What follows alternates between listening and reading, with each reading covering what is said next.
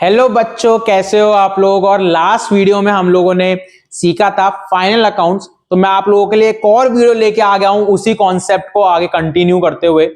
इस वीडियो में हम लोगों ने जो पिछली वीडियो में एक थोड़ा सा नॉलेज लिया था, उस नॉलेज को हम लोग यहाँ पे एक प्रैक्टिकल प्रॉब्लम में अप्लाई करने वाले हैं। तो जिन बच्चों ने वो वीडियो नहीं देखी थी, पहले आप लोग वो वीडियो देख लीजिए ताकि आपको यहाँ पे ज्यादा क्लियरली अंडरस्टैंड हो सके हम लोग क्या कर रहे हैं। और अदरवाइज मैं इस वीडियो में एक पहले छोटा सा रिकैप दे देता हूं ताकि जो बच्चे वीडियो डायरेक्टली देख रहे हैं हमारी पिछली वीडियो बिना देखे, उन लोगों को दिक्कत ना आए और आप हमारे साथ साथ चलते रहो। तो स्टार्ट करते हैं बिना किसी देरी के। सबसे पहली बात हमने फाइनल अकाउंट्स के बारे में पढ़ा था कि फाइनल अकाउंट्स एक ऐसा अकाउंट होता है जो कि एक पब्लिक अकाउंट होता है, पब्लिक डॉक्यूमेंट होता है जो कि हर कंपनी इशू करती है ताकि जो उसके यूजर्स है, अब मैं ज्यादा डीपली नहीं बता सकता कौन कौन हमारे फाइनल अकाउंट को यूज करता है क्योंकि वो हमने पिछली वीडियो में डिस्कस किया था, वरना ये वीडियो बहुत लंबी हो जाएगी। तो जो उसके यूजर्स है वो उसको देख पाए। और देन हमने पढ़ा था कि यार उसमें 3 तरीके के अकाउंट्स जो है वो बनाए जाते हैं। पहला होता है ट्रेडिंग अकाउंट, दूसरा होता है प्रॉफिट एंड लॉस अकाउंट, और तीसरी होती है हमारी बैलेंस शीट। तो इस वीडियो में हम पहले ट्रेडिंग अकाउंट के ऊपर फोकस करेंगे। तो ट्रेडिंग अकाउंट सबसे पहला अकाउंट जो कि हमारे फाइनल अकाउंट्स में बनाया जाता है। इसके अंदर इसका क्या फॉर्मेट होता है उसको समझ लेते हैं। सबसे पहले यहां पे आया था बच्चों ओपनिंग स्टॉक। क्या होता है ओपनिंग स्टॉक?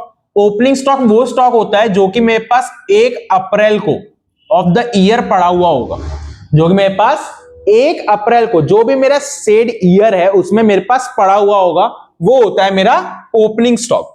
देन हम लोग डाल देते हैं इसके अंदर परचेजेस। अब जो ये परचेजेस होती है, ये होती है बेटा मेरी नेट परचेजेस। कौन सी purchases? Net purchases. Sir net purchase मतलब बेटा जो मैंने परचेज किया उसमें से रिटर्न आउटवर्ड। ये रिटर्न आउटवर्ड क्या होता है सर? इसी को बेटा हम बोल सकते हैं परचेज रिटर्न। इसी को क्या बोल सकते हैं? Purchase return.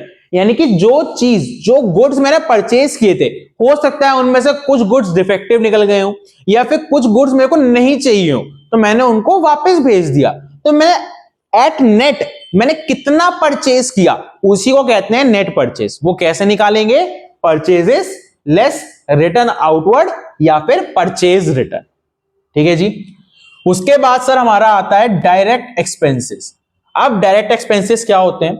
डायरेक्ट एक्सपेंसेस वो एक्सपेंसेस होते हैं जो कि डायरेक्टली एट्रीब्यूटेबल होते हैं मेरे यूनिट्स पे, मेरे गुड्स पे, मेरी सेल्स पे, जो कि डायरेक्टली एट्रीब्यूटेबल होते हैं, यानी कि जो डायरेक्टली जिनका रिलेशन होता है।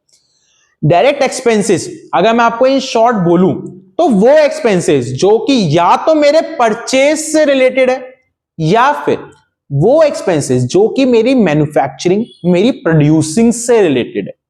जैसे कि सर क्या एग्जांपल होता है डायरेक्ट परचेजेस का, डायरेक्ट एक्सपेंसेस का, सॉरी। डायरेक्ट एक्सपेंस इंक्लूड करता है अपने अंदर फ्रेट एंड कैरेज।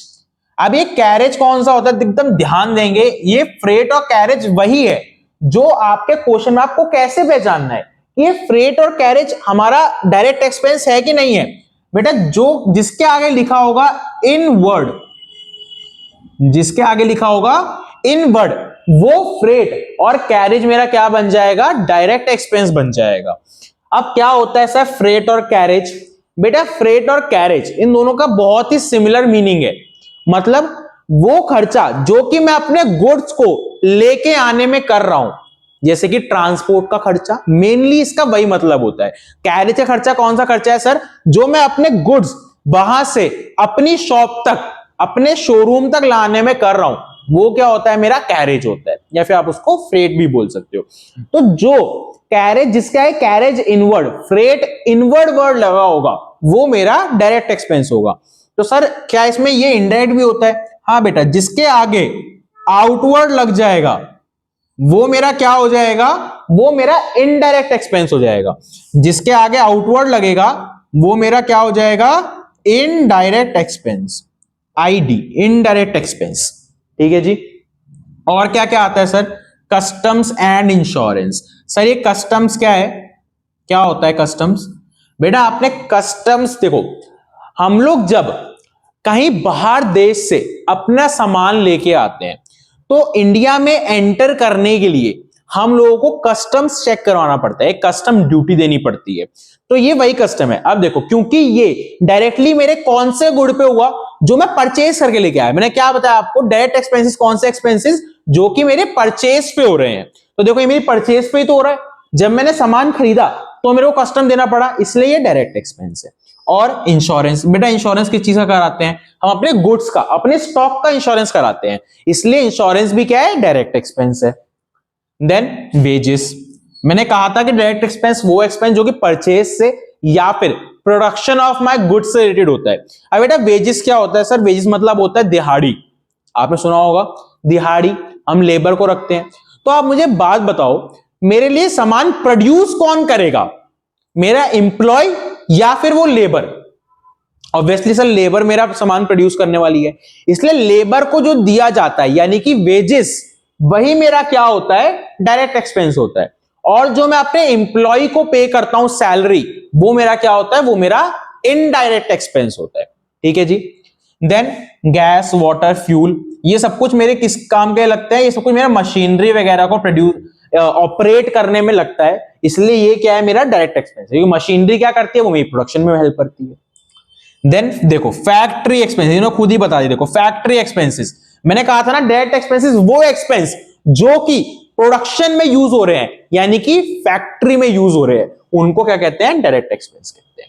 और देखो रॉयल्टी पेड ऑन प्रोडक्शन, यानी कि मैं प्रोडक्शन कर रहा हूं, मेरे को उसके ऊपर कुछ पैसे पे करने पड़ रहे हैं, तो वो भी क्या हो गया, डायरेक्ट एक्सपेंस हो गया। सर ये तो हुई डेबिट साइड की बात। अब क्रेडिट साइड हमारा क्या क्या आता है बेटा, क्रेडिट साइड आपका आता है सेल्स। अगेन जैसे हमने ये परचेज को नेट परचेज लिया था, हमने इस परचेज को नेट परचेज लिया था, वैसे ही हम इस सेल को भी क्या लेंगे बेटा, नेट सेल्स लेंगे। क्या लेंगे, नेट सेल्स। ठीक है जी। उसके बाद क्या आता है सर, क्लोजिंग स्टॉक। यहां पे ओपनिंग आया था ना, तो इसलिए यहां पे क्या आएगा, क्लोजिंग स्टॉक। अब हमारे पास बैलेंसिंग में बचेगा या तो ग्रॉस प्रॉफिट या फिर ग्रॉस लॉस। तो अब भी हम लोग सिर्फ ट्रेडिंग अकाउंट को समझेंगे, क्योंकि आज का जो हमारा ये वीडियो है, जो हम क्वेश्चन करने वाले हैं, हम सिर्फ ट्रेडिंग अकाउंट को देखने वाले हैं, इसलिए अभी हम सिर्फ ट्रेडिंग अकाउंट को समझेंगे। तो आई होप सो आप लोगों को ट्रेडिंग अकाउंट में कोई डाउट नहीं होगा। ट्रेडिंग अकाउंट मेरे बिजनेस का एक कोर अकाउंट है, क्योंकि इसके अंदर जो मेरी ऑपरेटिंग एक्टिविटीज है मैं उसको रिकॉर्ड करता हूं। ऑपरेटिंग एक्टिविटी मतलब सर मेरा मेन बिजनेस क्या है बेटा, सामान लाना और बेचना।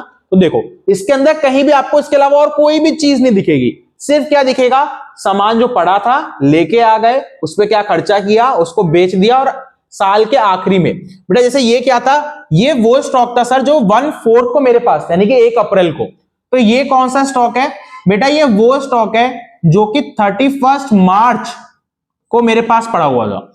तो यहां पे हमने क्लोजिंग स्टॉक डाल दिया, और उससे क्या निकल के आएगा बैलेंस में, या तो ग्रॉस प्रॉफिट या फिर ग्रॉस लॉस। ठीक है जी। अब आगे बढ़ते हैं और इसके ऊपर एक अच्छा सा क्वेश्चन देखते हैं ताकि हम लोग अपनी प्रैक्टिस कर सके। ठीक है जी, चलिए जल्दी से ढूंढते हैं आपके लिए कोई एक अच्छा सा क्वेश्चन। हाँ जी आ जाइए। आज हम लोग अपनी क्लास में ये वाला क्वेश्चन कंप्लीट करेंगे। तो क्वेश्चन को पहले अच्छे से रीड करते हैं, देन इसके सॉल्यूशन पे चलते हैं कि कैसे हमको इसको सॉल्व करना है। बेटा आपको क्वेश्चन में गिवन है ओपनिंग इन्वेंट्री। बताओ क्या ओपनिंग इन्वेंट्री आती है क्या मेरे ट्रेडिंग अकाउंट में? हाँ जी सर, अभी ऊपर देखा था ना ओपनिंग स्टॉक, इन्वेंट्री को ही तो स्टॉक कहते हैं, इन्वेंट्री को ही तो स्टॉक कहते हैं। फिर परचेजेस, सर क्या परचेजेस भी मेरा ट्रेडिंग अकाउंट में आता है? हाँ बेटा बिल्कुल आता है। सर अब ये कैरेज इनवर्ड, बताइए जल्दी से मुझे कमेंट करके बताइए कि ये मेरा डायरेक्ट एक्सपेंस है कि इनडायरेक्ट एक्सपेंस है। मैं भी देखूं जो मैं बता रहा हूं मेरे बच्चे वो समझ रहे हैं कि नहीं समझ रहे। जल्दी से बताइए डायरेक्ट एक्सपेंस है कि इनडायरेक्ट। बेटा ये है डायरेक्ट एक्सपेंस। सर कैसे पता लगा आपको? आपने तो कहा था कि जो ये कैरेज होता है ये डायरेक्ट और इनडायरेक्ट दोनों हो सकता है, तो आपको कैसे पता लग रहा है सर ये? बेटा डायरेक्ट इनडायरेक्ट की यहां बात ही नहीं आई है। देखो मैंने क्या कहा था, जिस भी चीज के आगे इनवर्ड लिखा हुआ है उसको क्या मान लेना है, सीधा सीधा मान लो बेटा वो मेरा डायरेक्ट एक्सपेंस है। इनवर्ड क्यों सर, क्यों इनवर्ड से कैसे? बेटा इनवर्ड मतलब उस मेरे को अपना सामान लाने में, इनवर्ड करने में खर्चा लगा, इसलिए वो मेरा डायरेक्ट एक्सपेंस है। तो सर ये इनवर्ड वर्ड से हमको पता लगा कि ये कैरेज मेरा डायरेक्ट एक्सपेंस है। वेजेस, क्या सर वेजेस भी डायरेक्ट एक्सपेंस है? बिल्कुल डायरेक्ट एक्सपेंस है बेटा। Sales, return inward.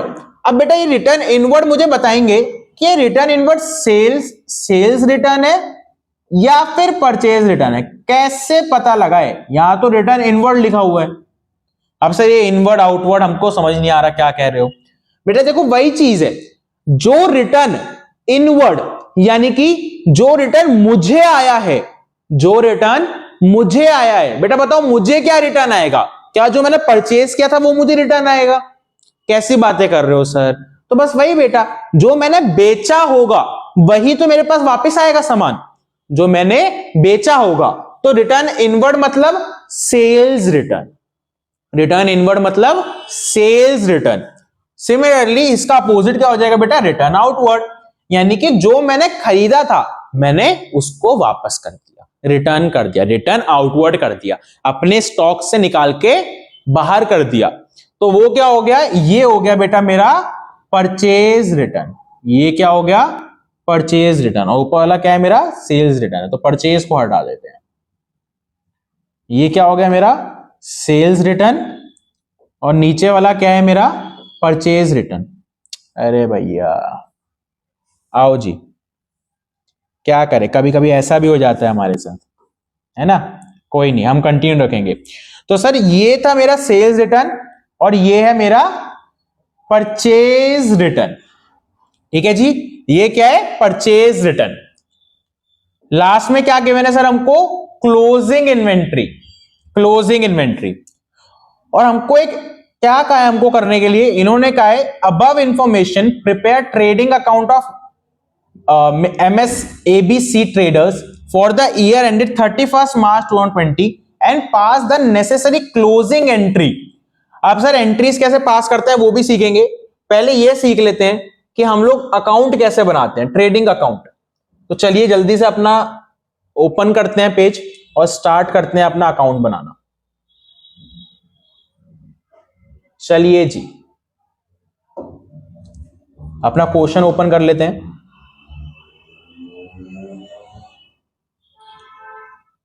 चलो चलो जल्दी, हाँ जी आइए, ये रहा मेरा क्वेश्चन। चलो जी, तो क्वेश्चन हमने डिस्कस कर लिया, अब इसके सॉल्यूशन को देख लेते हैं। थोड़ा क्वेश्चन साइड कर दूं क्या मैं?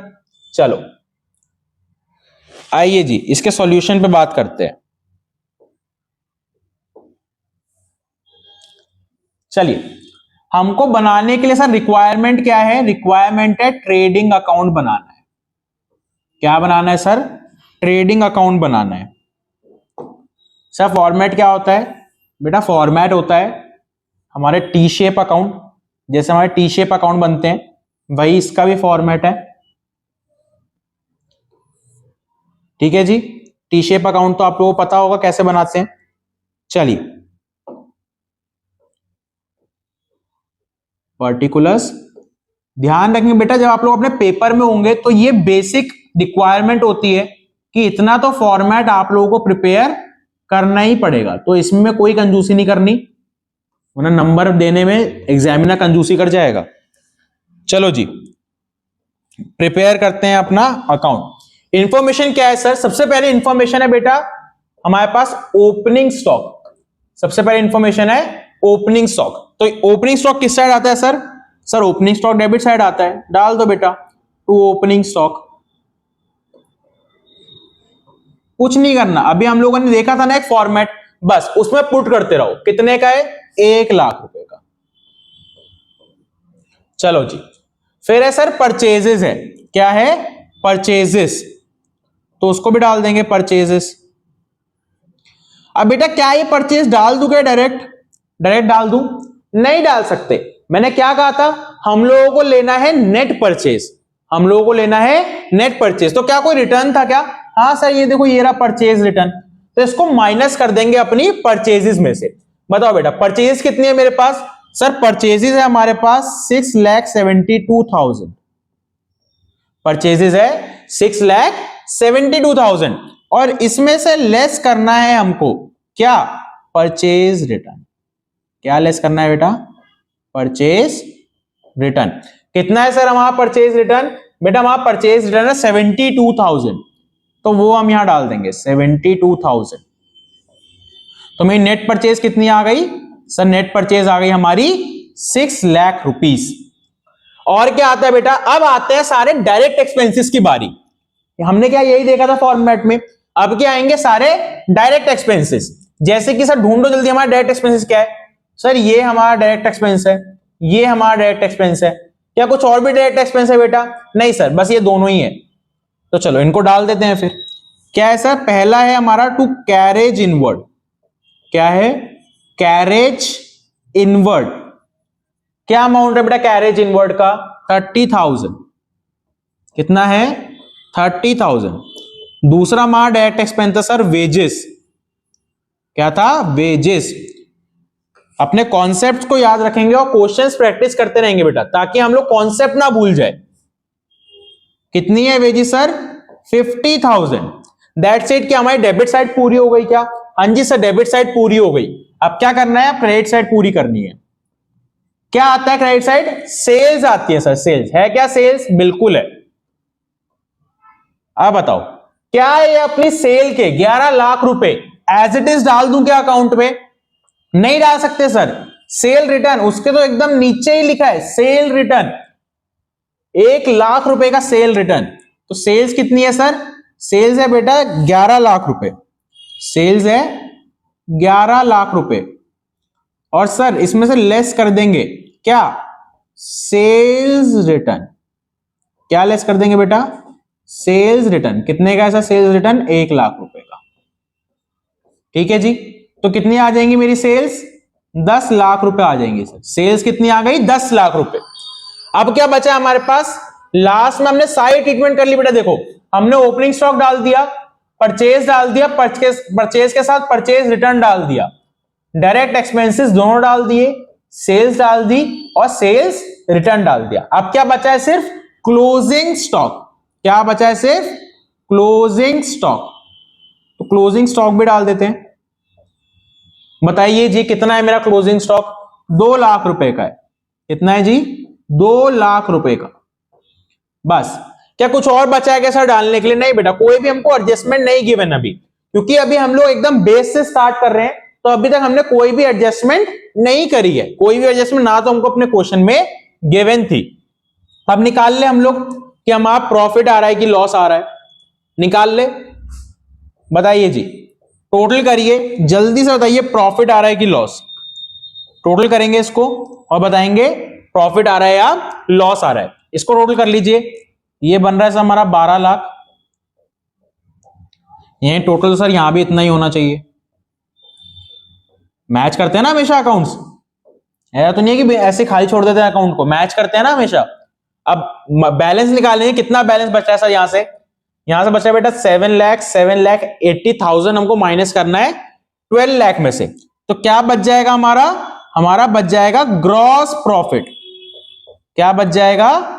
Gross profit. कितना बच रहा है बेटा ग्रॉस प्रॉफिट? करिए 12 लाख माइनस 7,80,000, 4,20,000 रुपीज का बचेगा बेटा। क्या आ गया सर हमारे पास? ये है बेटा हमारे पास बैलेंसिंग फिगर है। क्या है सर? ये हमारी बैलेंसिंग फिगर। क्या बचा बैलेंसिंग फिगर में? Gross profit. अगर हमारे पास हमारी डेबिट साइड ज्यादा होती और क्रेडिट साइड कम होती तो क्या बचता सर? तो बचता बेटा ग्रॉस लॉस। बच कुछ भी सकता है, केस पे डिपेंड करता है। यहां पे हमारे पास क्या आ गया? ग्रॉस प्रॉफिट आ गया। ये देखिए आपके इस वाले क्वेश्चन में भी देखो, आपके क्वेश्चन से हमारा आंसर ही मैच कर रहा है, 4,20,000 रुपए। ठीक है जी। तो ये था हमारा सॉल्यूशन किस चीज का? ट्रेडिंग अकाउंट का। मैंने आपको बताया था कि हम लोग 3 अकाउंट प्रिपेयर करते हैं अपने फाइनल अकाउंट्स में। उसमें से ट्रेडिंग अकाउंट हमने आज बात करी अपने पहले अकाउंट पे, ट्रेडिंग अकाउंट पे। कैसे बनाया हमने ट्रेडिंग अकाउंट? हमने एक प्रॉब्लम ली और उसका सॉल्यूशन करा कि हमने जो सीखा था फॉर्मेट, उसमें कैसे पुट करते हैं अपनी इंफॉर्मेशंस को, जो इंफॉर्मेशन हमको हमारे क्वेश्चन में गिवन होती है। अभी तक क्या है बेटा? अभी तक हम लोग सर बेस से चल रहे हैं, तो कोई भी एडजस्टमेंट नहीं कर रहे हैं। हम एक एक करके पहले इन अकाउंट्स को अच्छे से सीखेंगे, अपनी हैबिट बनाएंगे कि कौन कौन से आइटम मेरे इन अकाउंट्स के अंदर आते हैं, और फिर हम लोग धीरे धीरे अपनी पेस पे आगे बढ़ेंगे और अपनी एडजस्टमेंट्स को भी सॉल्व करेंगे और एकदम माहिर हो जाएंगे सर फाइनल अकाउंट्स करने में। तो आज के लिए मेरे बच्चों इतना ही, अगली वीडियो में मिलेंगे और ये वीडियो डलेगी हमारी एनईएस एकेडमी यूट्यूब चैनल पे, तो इसको जरूर देखना और अपने कॉन्सेप्ट्स को स्ट्रॉन्ग करना। मिलते हैं नेक्स्ट वीडियो में।